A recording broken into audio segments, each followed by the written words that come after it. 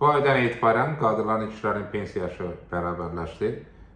Təbii ki, bu kontekstdə təqdim edilən suallardan biri də məhz hansı vətəndaşlarımızın daha tez pensiya çıxmaq hüququnda olması ilə bağlıdır.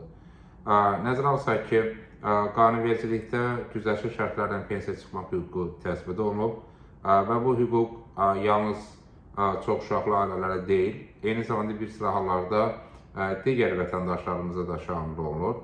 Əvvəla, əmək pensiyaları haqqında qanuna əsasən 5 və daha çox uşağı olan ailələr 5 il daha tez pensiya çıxırlar. Bu halda analar və bir sıra hallarda isə atalar 5 il tez, yəni 60 yaşında pensiya çıxmaq hüququ qazanırlar.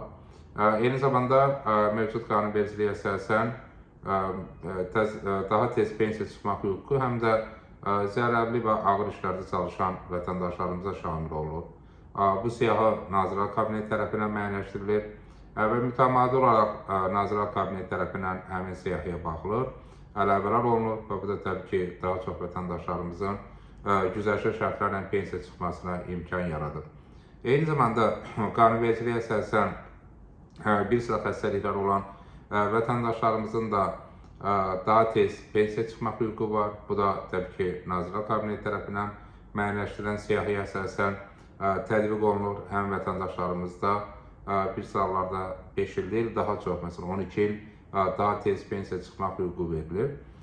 Bütün bunlara yanaşı təbii ki, biz pensiya da güzəşt hüququnun genişləndirilməsi yalnız kəmiyyət deyil, həm də keyfiyyət göstəricilərinin istifadə edilməsini təklif edirik və bizim təkliflərimiz keyfiyyət meyarlarının istifadə edilməsi ilə bağlıdır. Xüsusən də tək qadınların daha tez pensiya çıxmasına məqsəd uyğun hesab edirik. Xüsusən nəzərə alsaq ki, tək qadınlarımızın 60 və yaşda daha çox sosial təminata ehtiyacı olur. Onlar da təbii ki, güzəştli şərtlərlə 5 il daha tez pensiya çıxması məqsəd uyğun olardı.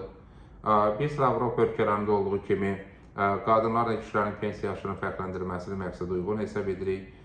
Çünki nəticədə bu, qadınlarımızın daha tez pensiya çıxmasını təmin etmiş olur. O baxımdan, pensiya yaşının bərabərləşməsi kontekstindən daha tez, yəni güzəştli şərtlərlə pensiya çıxan vətəndaşlarımızın siyasətinin genişləndirilməsi məqsəd uyğundur. Bu istiqamətdə təkliflərin qiymətləndirilməsi və daha çox vətəndaşlarımızın bu hüquqdan istifadə imkanlarının yaradılmasını məqsəd uyğun hesab edirik. Bu təbii ki, eyni zamanda pensiya sektoruna aparan islahatların bir istiqaməti ola bilər.